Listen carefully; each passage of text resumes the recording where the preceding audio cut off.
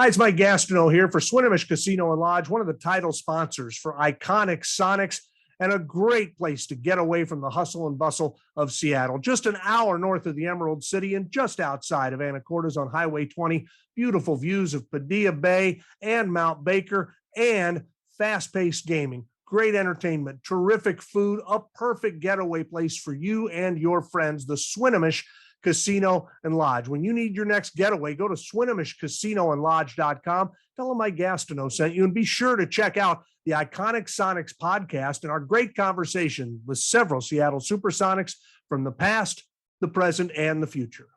Truth Plus Media.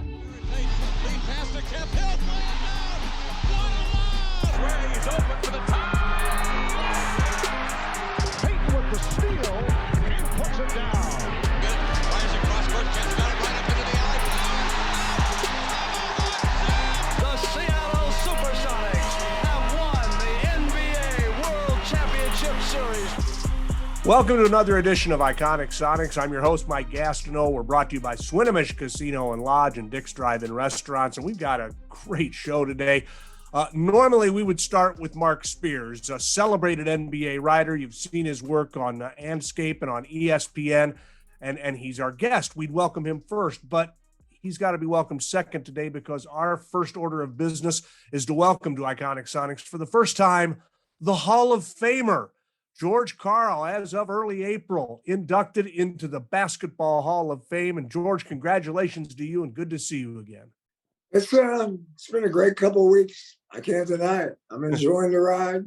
I think the word that sticks out to me right now is reflective. You just reflect back on all the good stuff, and then you get all these texts and emails and phone calls, and been talking on the phone a lot. And I enjoyed New Orleans with the class that we have, Timmy Hardaway and Del Harris and Swim Cash is from my hometown in Pittsburgh. And I just had a ball. I knew you best up here in Seattle for 8 or 9 years. Mark, I know you knew George best, I think, in Denver. You've known him for a while, but you covered him in Denver. Your thoughts as this was kind of talked about over the last year or two, should George be in the Hall of Fame? He's the 6th winningest coach of all time. Why isn't George in the Hall of Fame? What did you think as this finally came to be, and what are your thoughts on his career? Well, I text Coach after and revealed to him that I was a voter this year. Oh. I don't know if I'm supposed to tell him that, but I did. And to me, it was a no-brainer. I'm not sure if Coach, were you even a candidate before? I assume this is first ballot, right? No, I think I've been up for the Hall of Fame for like 3 or 4 years. Okay. And I've never made it to the final round. Okay. This is the first time I got to that final vote. I think the last couple of years, Tom Jonovich and Rick Carlisle. Yeah. Not Rick Carlisle, but Rick Adelman got in. And I don't know if they want to take more than one coach every year. It seems like they kind of only got one. They kind of have that. I'm hoping that someday they take assistant coaches. It's kind of my desire is to get Coach Guthrie, Coach Gerg in there. But I also think they don't honor the guy like a Robert Horry. Yeah. A glue guy like a Bruce Bowen. Yeah. A guy that. Nate McMillan, I know Nate McMillan had no stats, but we got to start a new kind of Hall of Fame, man. The unheralded Hall. Well, the game of basketball, it's when the team works is when you win championships, Yeah. And there are guys that make teams work, and there are guys that don't make teams work. Yeah, and I'll say this about Coach.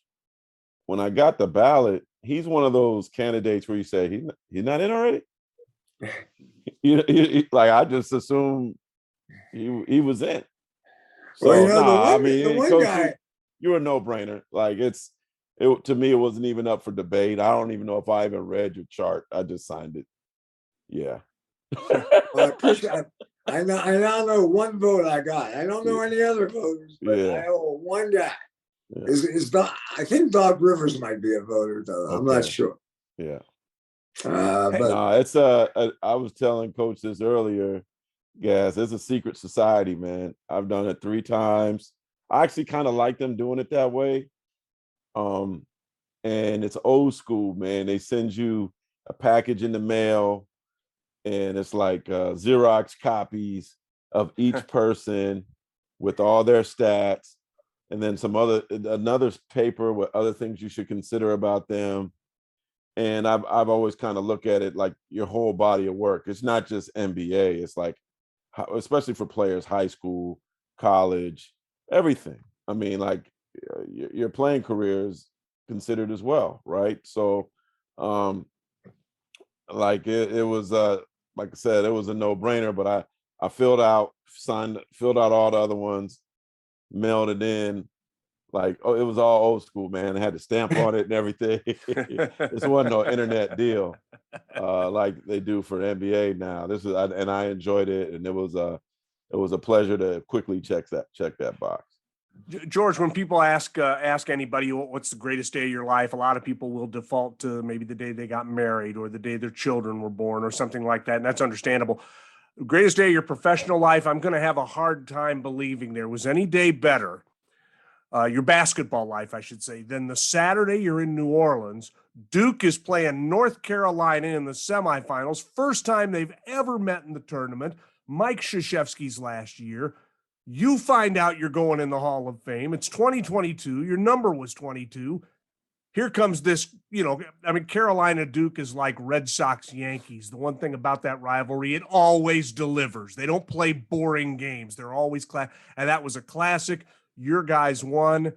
You're going to have a better basketball day than that one?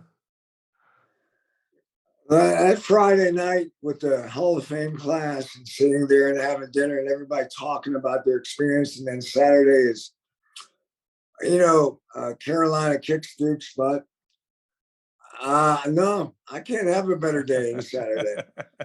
I mean, the only one I can recall is Sunday that we went when we beat Utah in Game 7 to go to the NBA Finals. I remember, that game. I don't think the score ever got more than 5 points one way or the other.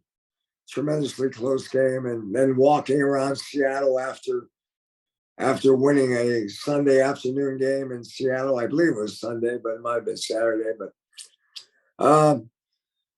good memories. I mean, that's what happens when you reflect back. Like Del Harris has been a mentor to me. He's meant a lot to me over my career, and going in with him will be cool. It seems to be a little bit of a coaching clique. There's 3 coaches, 3 women coaches going in with us.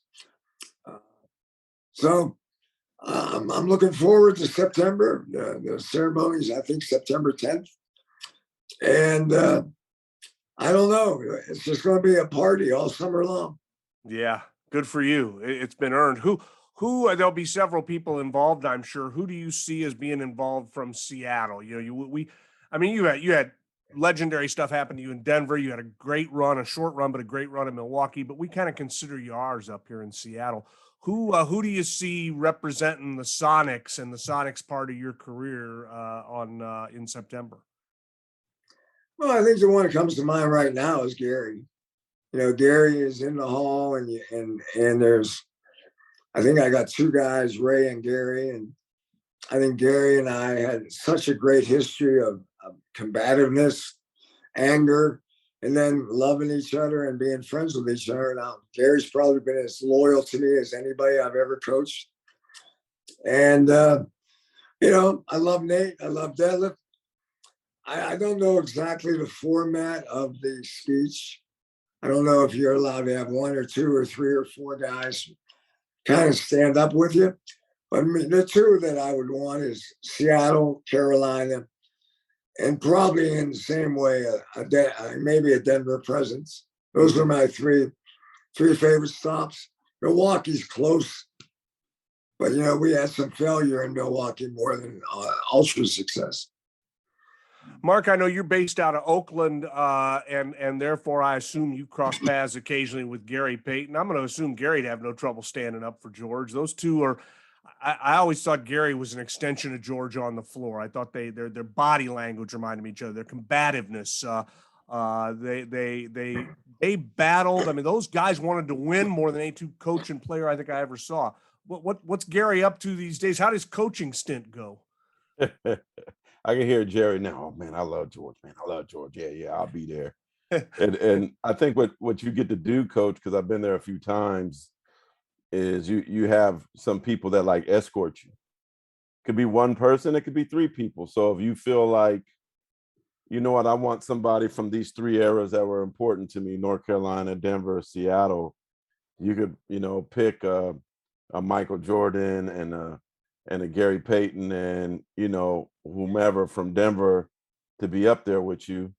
And just kind of like they just come up there with you and hang out behind you while you say your speech. And that's pretty cool. So it's basically your choice. I've seen people have one person. I've seen people have three. But to answer your question about Gary, he's coaching an NAIA school called Lincoln University, which is, I be honest with you, I had never heard of it until he got the job. And I live in Oakland. So it's like a small school in Oakland, but he's getting some really good players and he's trying to build it into something. And they're working on getting like a permanent venue to play in. And I think he kind of feels like with the departure of the Warriors, he could perhaps build this into something where, people will start wanting to go to their games. I mean, George knows this because he coached at Golden State. Forget that part. The East Bay especially loves basketball as much as anybody in the country. And so, hopefully Gary could get that going out here. But yeah, he still runs Oakland, man. There's a little watering hole he goes to on Thursday nights and plays dominoes and yells at people.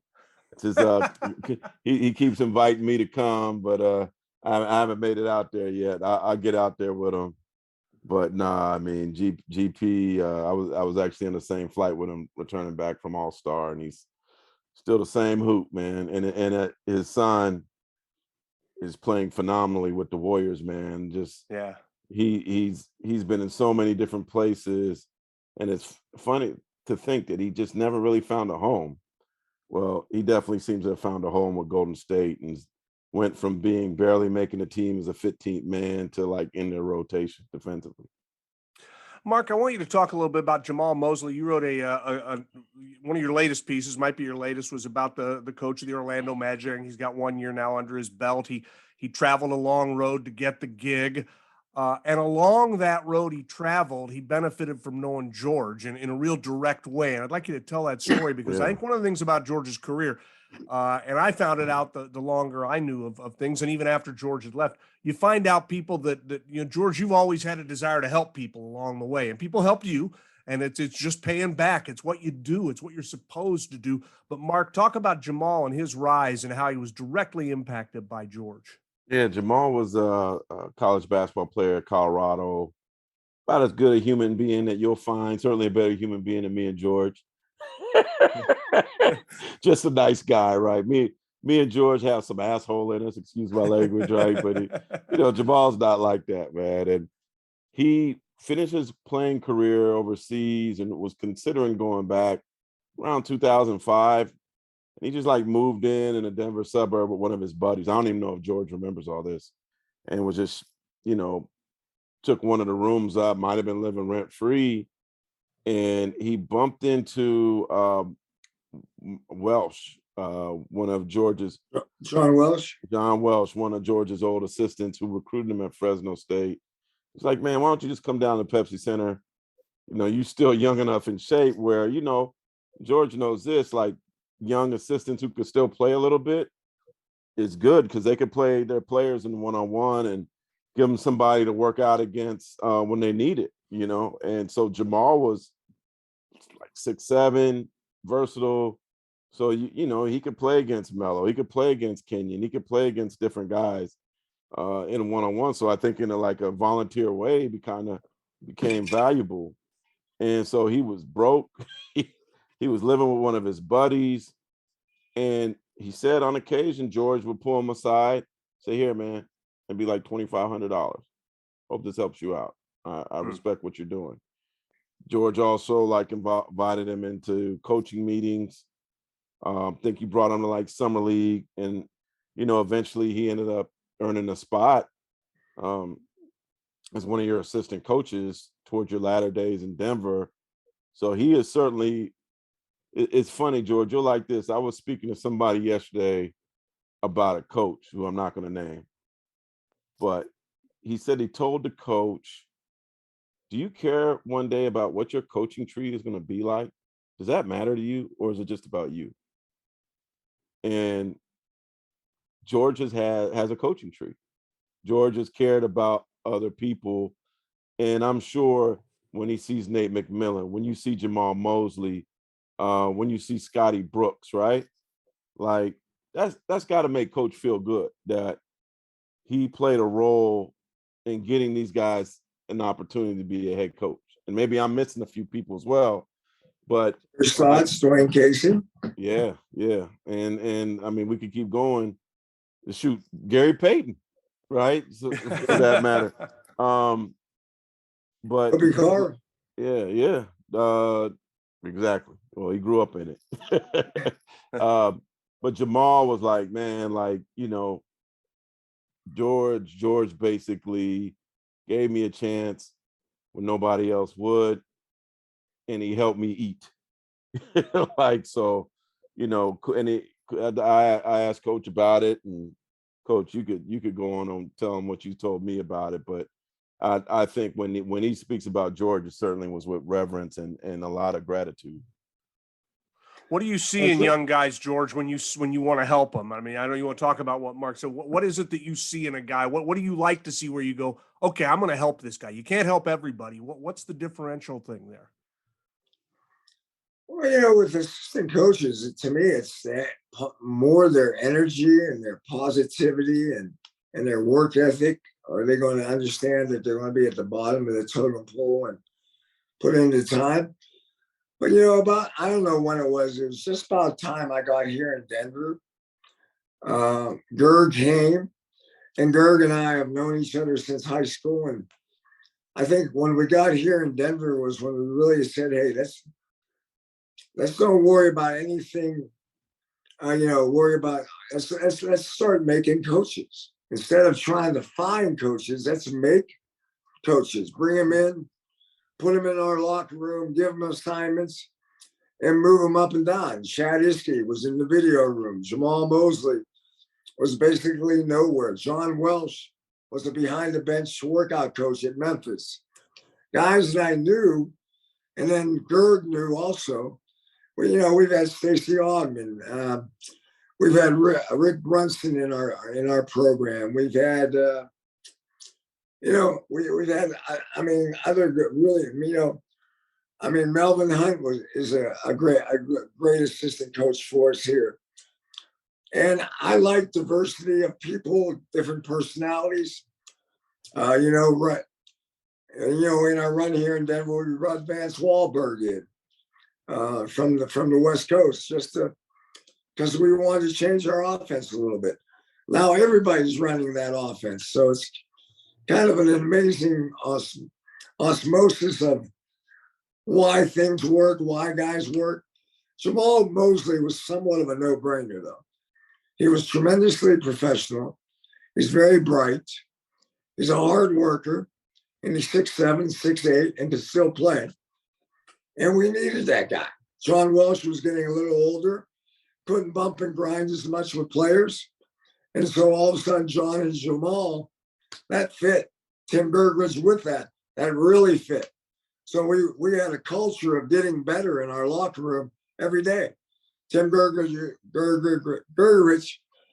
is probably the godfather of player development. John Welsh was one of his gurus, and now Jamal Mosley is one of their gurus. So, in the game, when I got into it in Denver, it was starting to be more of the culture that we had in Seattle, but it needed to be changed. It changed a little bit. And, Gerg was into it. I was into it. Jamal was into it. John Welsh, Chad. As I said, Melvin Hunt was good. I'm probably missing someone that I should jump all over. And the guy, I know, Mark, you've made good comments about this. when I got to Denver, the best decision I ever made was getting Doug Moe back on the bench. Because when I got here, Denver had all these cliques. You know, they had this Kiki's clique, and then we had Melo's clique, and you know, we had guys that didn't like Andre Miller clique, and we had all types of clique. And the only guy that got along with everybody was Doug Moe. So I wanted him on my side, and fortunately, Doug decided to come back. And, you know, the only thing Doug ever told me every game, he'd walk out, he'd put his arm around me. He said, "Coach, don't fuck it up." That's just good sound advice. And now after games, he might have more advice for me. But before games, it was, "Don't fuck it up." Coach, he really seemed to like enjoy the ability to be there without having to make all the decisions and have all the pressure. Like he just really seemed like he loved being along for the ride. Well, Doug is one of those guys that when the game starts, he's about as intense and about as big an asshole as you'd ever want to be around. And then within the 2-minute walk from the bench to the locker room, he's back to being Doug. You know, it doesn't matter if you win by 20, lose by 20, or the referee screwed you, or Doug had a way of forgetting the game. I wish I had. I probably be a lot less cancer-free because of all the stress I took home with me all the time. But Doug was really good at realizing that the game, when you're in the competition, you play your asses off. You do it the right way. You're intense. But after the game, you got to go back to being who you are. Hey, one last thing about coaching, and then I want to talk a little bit about media and new media and all that. George Karl. When people in Seattle, you know, we all get stuck in a moment, and when you hear George Karl, you think of this little kid, the ball boy. He was always with the team when George was here, and all of a sudden, Kobe is carving out a great coaching career for himself. Talk about his emergence as a coach and as a championship caliber coach. And what would it mean to you? You're a CBA guy. You were so proud of the work you did in the CBA. Here's Kobe kind of doing the same thing down in the tougher world of basketball where guys are coming or going and there's probably more self-doubt.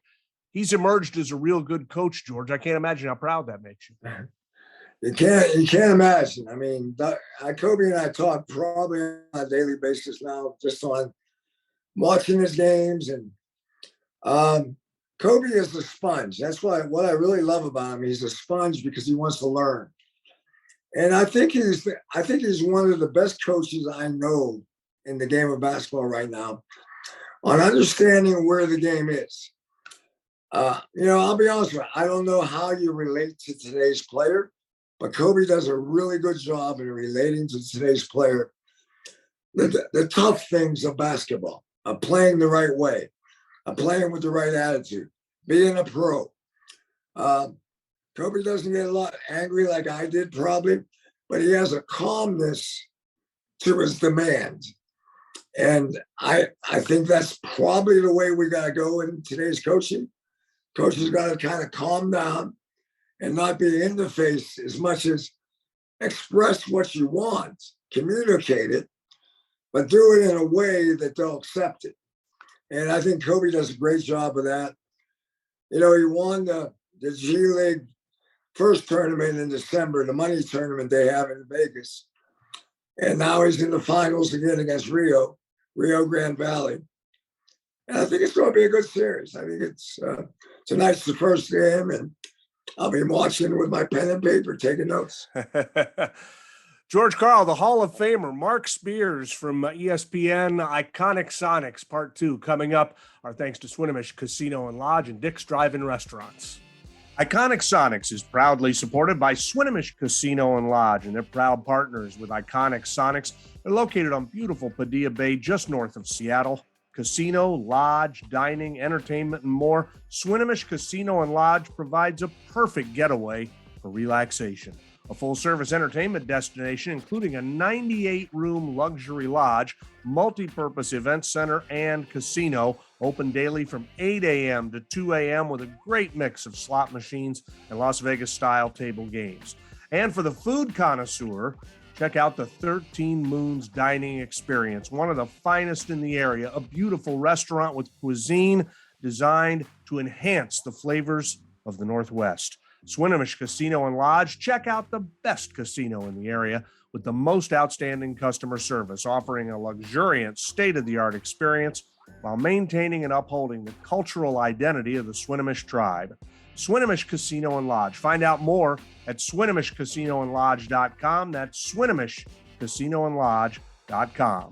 Gambling problem? Call 1-800-522-4700.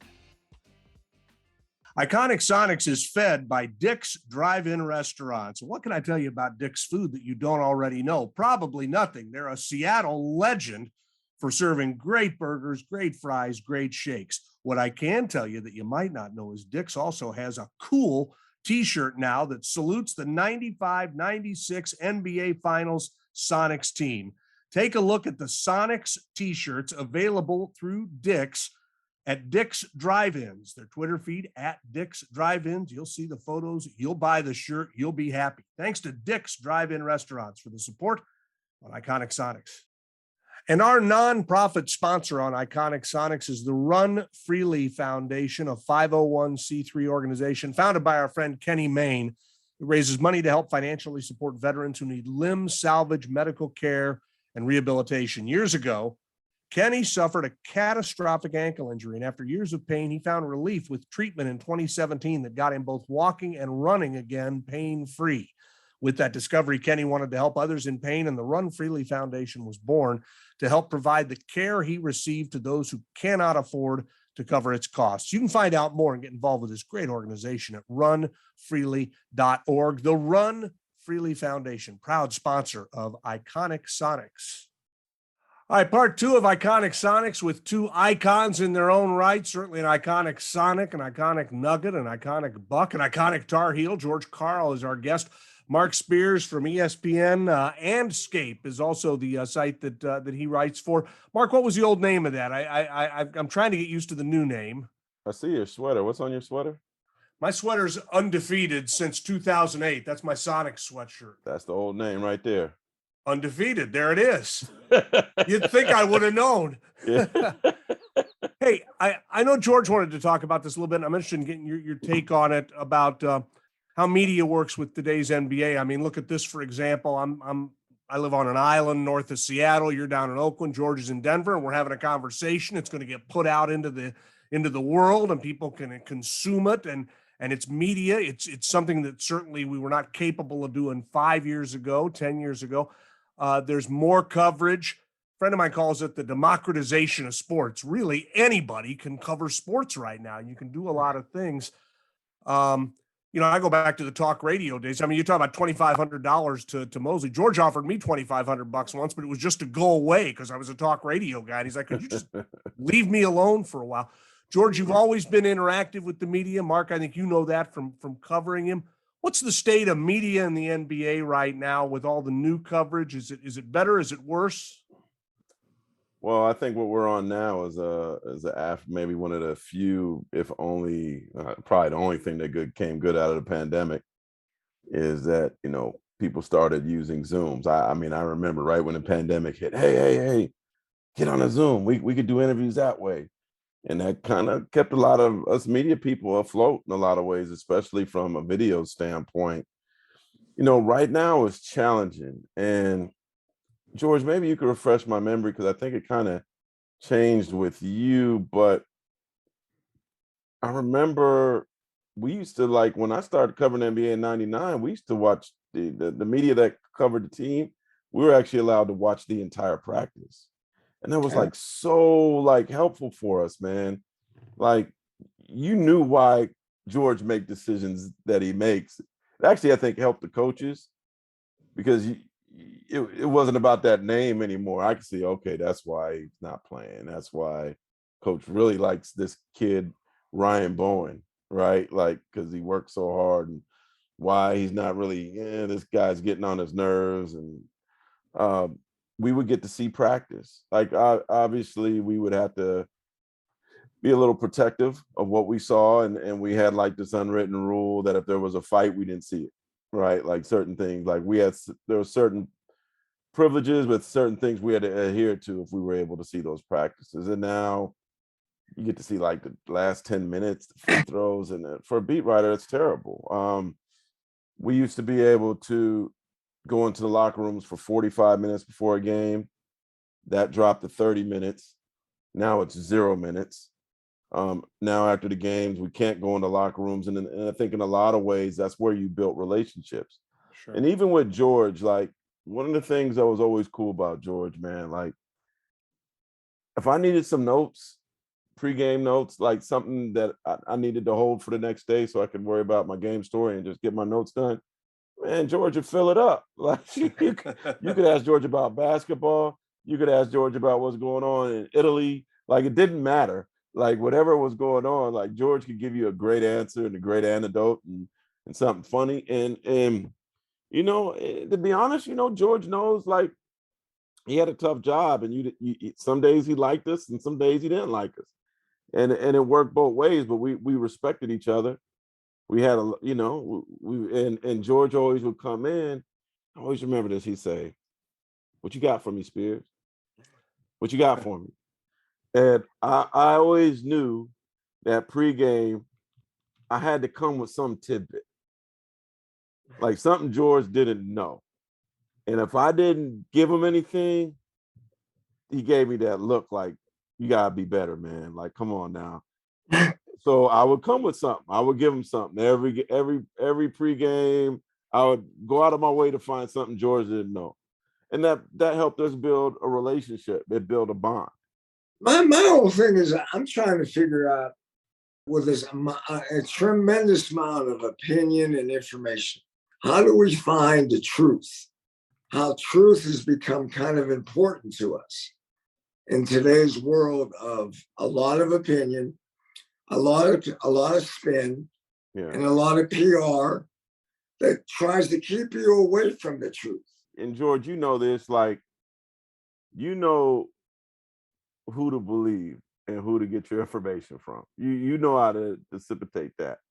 Like, I think hopefully, and hey, tell me if I'm wrong. If I report something, you'd probably be like, yeah, that's true. Right. I think you see me that way, but ESPN is also called ESPN for a reason. It's the Entertainment Sports Network. So people got to realize that we have shows that they're shows, they're opinion shows, they're personality driven. You know, if you want news, go to Sports Center. If you want some entertainment, go to Get Up. And so I think what social media did was it gave a whole bunch of people a platform to make an opinion and say something, and people that perhaps wouldn't have the ability to tap a star on the shoulder now can, by just adding them and saying something. And I think a lot of players, media, celebrities, all, like, you make a mistake of biting at somebody that says something. You don't even know who this person is. They probably got 150 followers.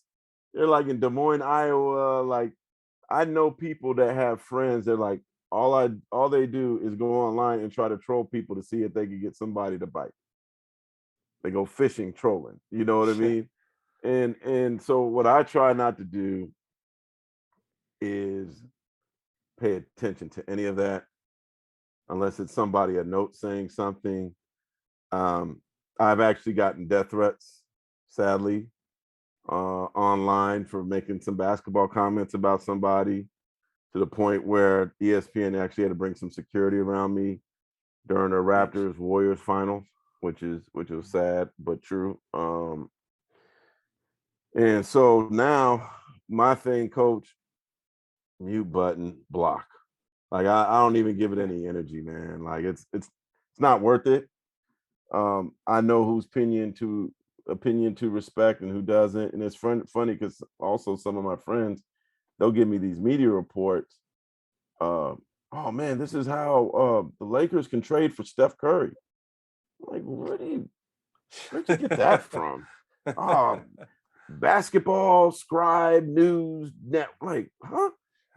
Like, what what is that? Like, so like, you have to Mark, be. can I jump in right now and just ask you this? Mm-hmm. Over the last 10 years in the media, what part of basketball is losing their influence more than any other part? Expound on that. Give me. Players, management, coaches, front office. Who is losing their power, their influence more than any other place? I think it's the coach. I think it's the media. Oh, I haven't heard that one before.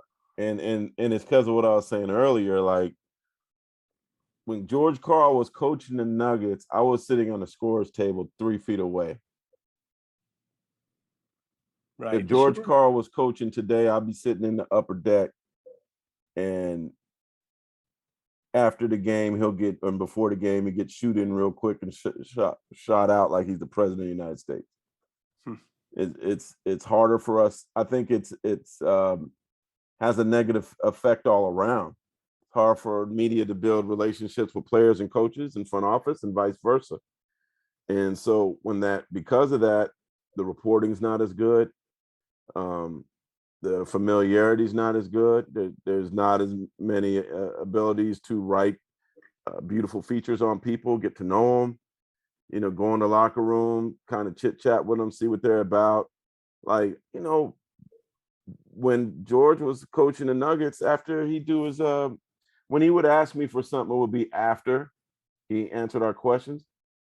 And we might sit there with coach for 15 minutes after that, right?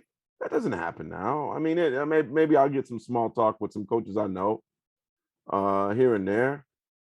But the relationship, man, between the media and players is more distance. And I think because it is more distance, the reporting is probably is more sourced and not as good. Mark, don't you feel as if media in all sports, it just becomes so hard to do the job, and it almost feels like it's just an arm of the team's PR department? The teams have become very savvy with how they treat the media. Yeah. I agree with you. I mean, they've moved you away from the floor. They've limited the amount of time you get. They control media more than they used to. And George, certainly in your heyday, the media had much more access and much more ability to do their job. Mark, it feels to me like and I don't mean to disrespect the people covering right now. I think they have to work with what they've got, but it almost feels like so much media day to day is just almost an extension of a team's public relations department and not true objective reporting. I like it like it was. I like it the old way, not more than the new way. Right. I like the idea that we are kind of, you got to do your job, I got to do my job, but there are times that we can help each other do each other's jobs. And now today we don't get that. We don't have the closeness of okay, Mark said this, I'll go talk to him about it. Yeah. And I really think the coaches, in a way, we're the ones that talk to the media more than anybody else. Yeah. I mean, 3 times a day on game day is a little ridiculous. Yeah. I think we should at least cut that out. Yeah.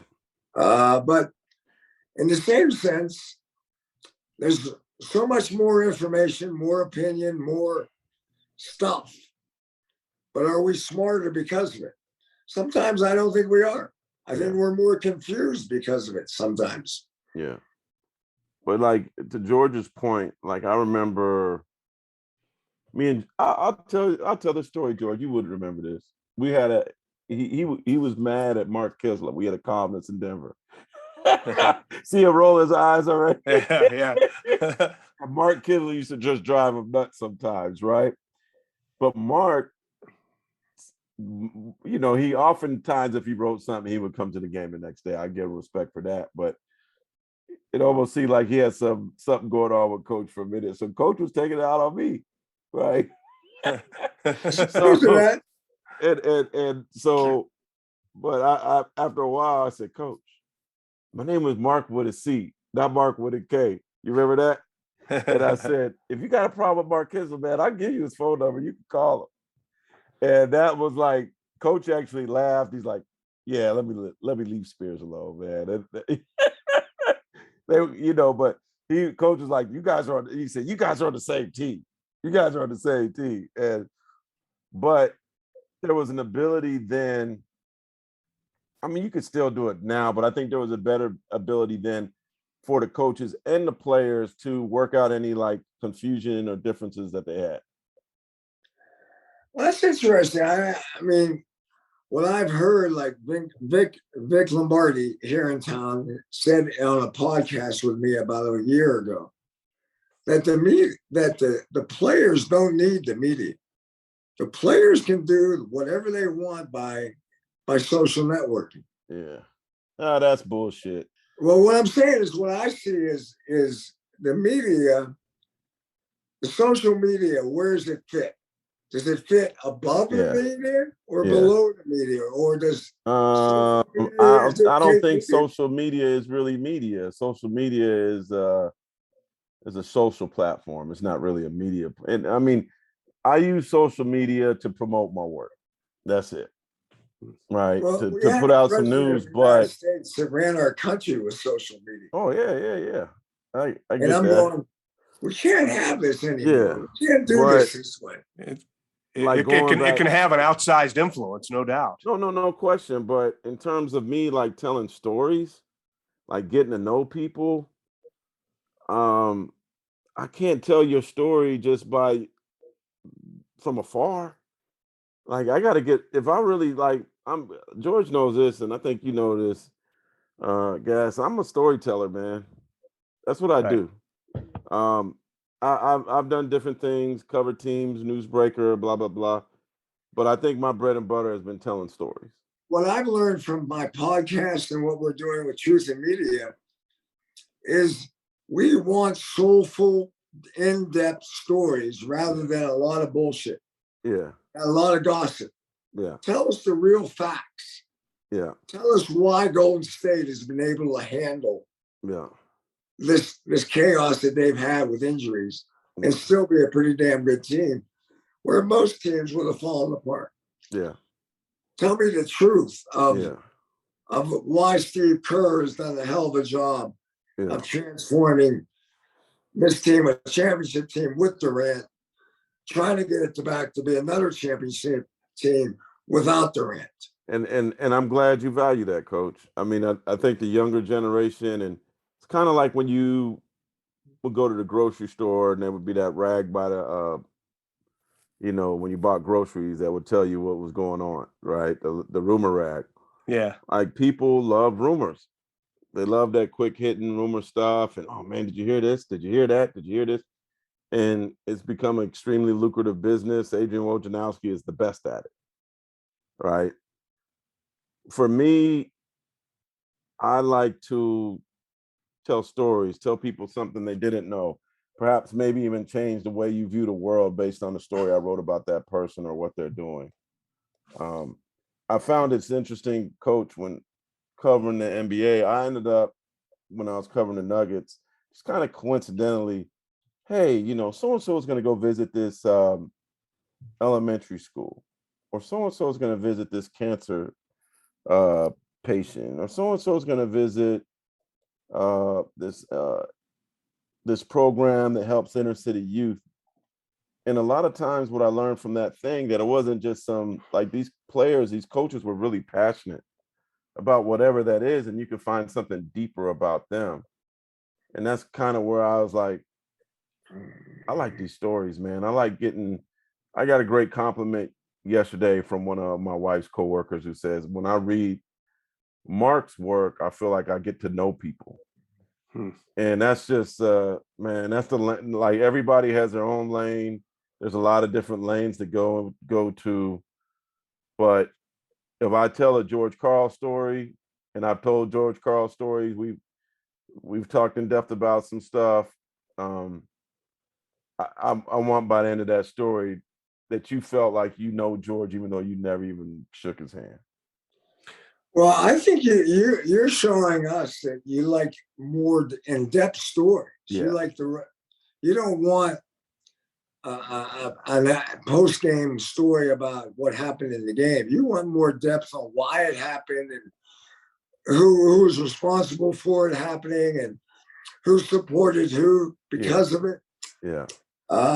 And that takes locker room access, right? Like I need to get that assistant coach. You mentioned the Warriors. I remember that the Nick Uren. Trying to remember, there was some change that was made in a Cleveland Warriors series that Kerr took the advice of Nick Uren and made a lineup change. Where I think he put Iguodala in the starting lineup to guard LeBron, and that altered the series, changed the series.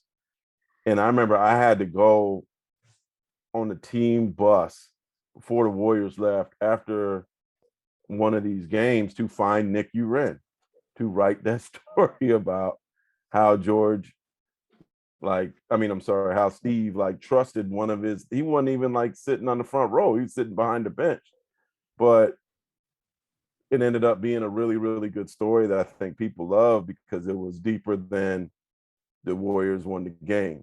And this is like you find the moment and what was behind the moment, which ended up, I think, being a bit better story than most people wrote that night.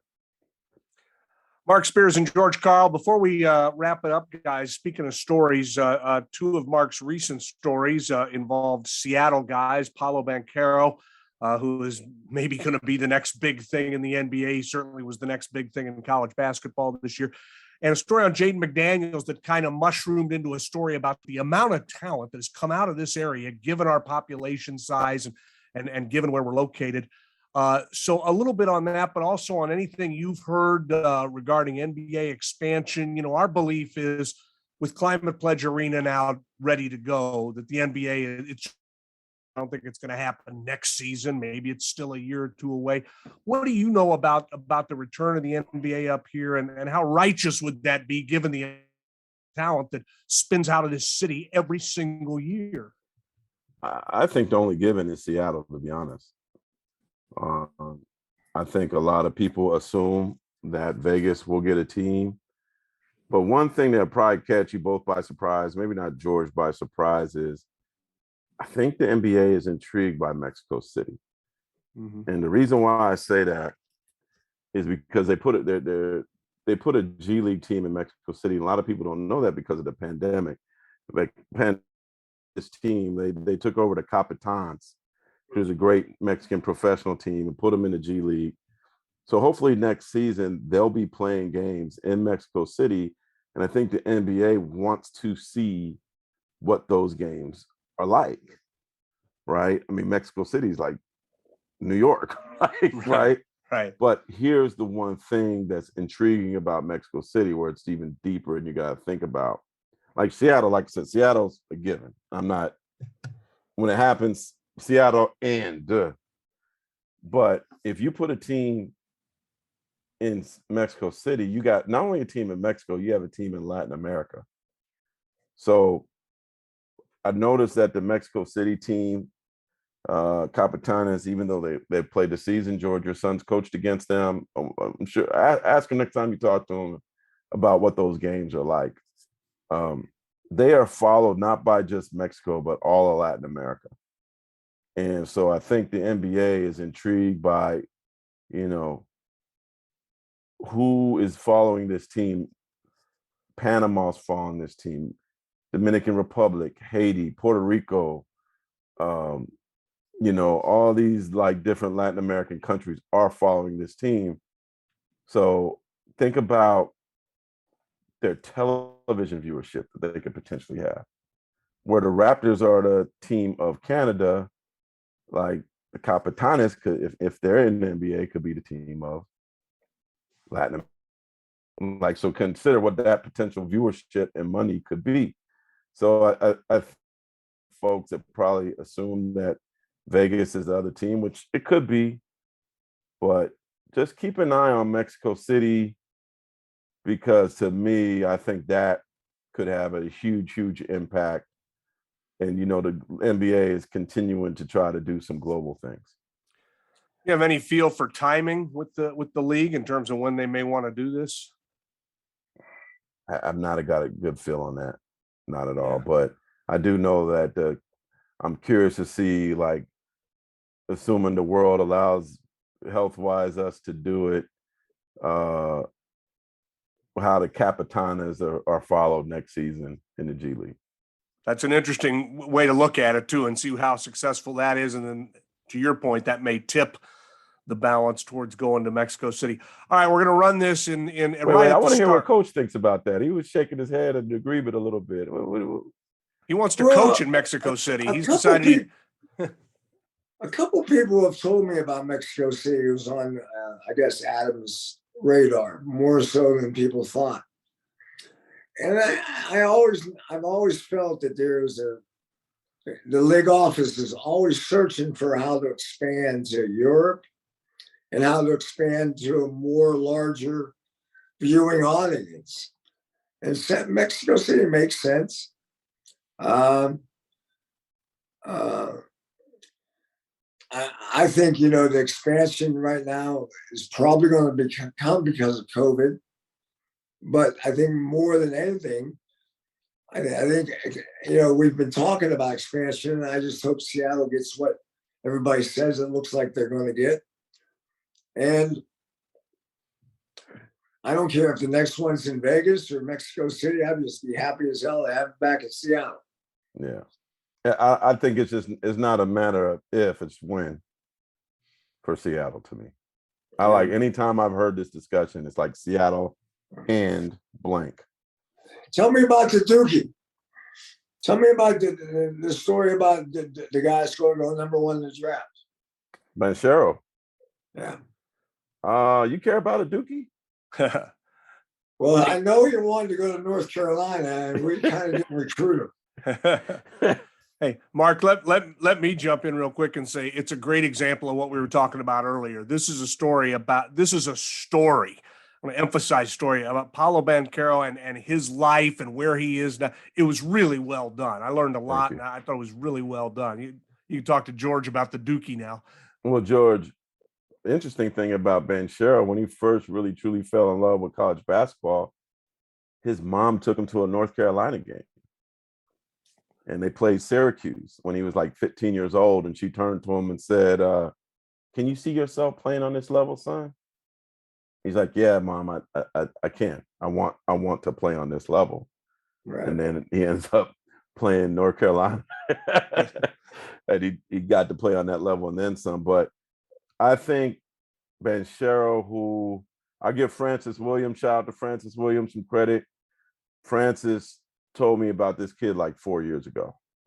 And he helped himself, I think, during the tournament. He showed a competitive fire that I don't think any other freshman had, not on that level. He really could do everything. There's no true weakness to his game. He could rebound, he could shoot, he could score in the post, he could block shots, he's athletic. I think he is, like, when you look at the Gonzaga kid by the name of, Chet Holmgren, there's a big ceiling, but there's not a given. He's a big man. We don't need big men. We don't need more big men. George wouldn't want to draft Holmgren. The kid from Auburn is intriguing. The kid from Purdue is intriguing. And George knows this, scoring at the shooting guard position is at a premium in the NBA now. But I think Banchero at 19 with his size and strength and skill set, I think I would have a hard time not picking him number 1. Are you saying he's a 2 or a 3 or a 4? What position is he? Yeah. I think he's a 3-4. 3-4. Play both of those positions. He's like, Grant Hill made a point to me. He's like, yeah, I spent some time with him. He is all of 6'10".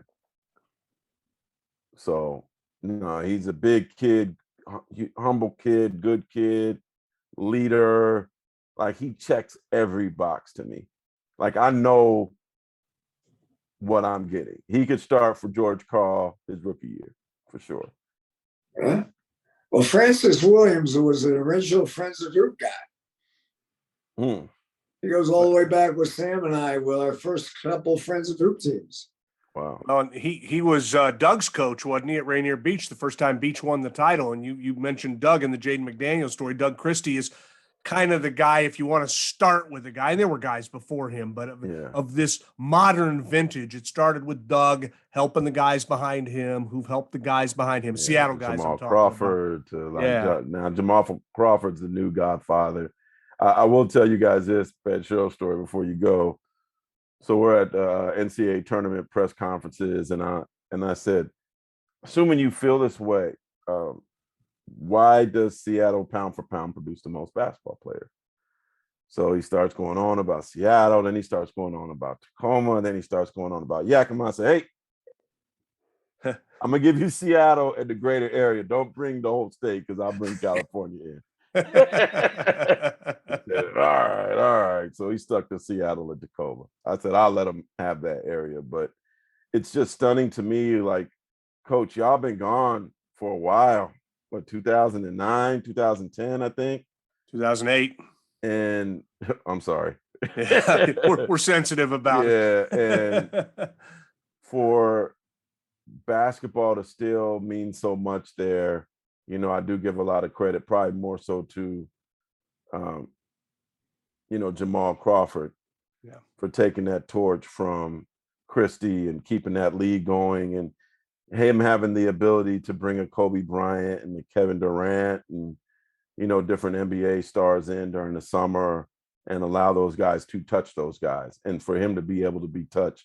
And they have, like, I will say this, Coach, of all the college basketball fraternities, and I'm not just saying this because you're there, like, I think the North Carolina one is the coolest one that I've been around. Like, them dudes, like, it's a frat, man.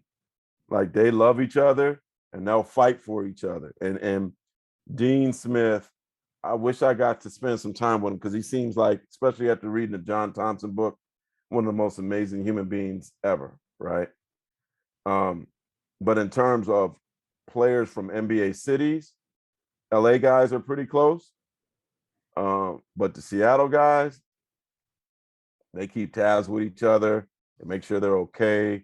Like, Jamal Crawford gave Isaiah Thomas money when he was undrafted to make sure he could pay for an apartment in Sacramento. Like, they're Ben Sherrill has big brothers, lots of them. DeJounte Murray, Isaiah Thomas, Crawford. I could go on and on about all the guys that mentor him. And so it's really cool to see that those guys have a brotherhood like that. Like that, the Duke brotherhood is cool. I like how they're making that cute and everything now. Duke brotherhood, this new thing. That Tar Heel thing, that's been a long. You got it right, Mark. You got it right. That thing been that fraternity. It's hard to beat that one.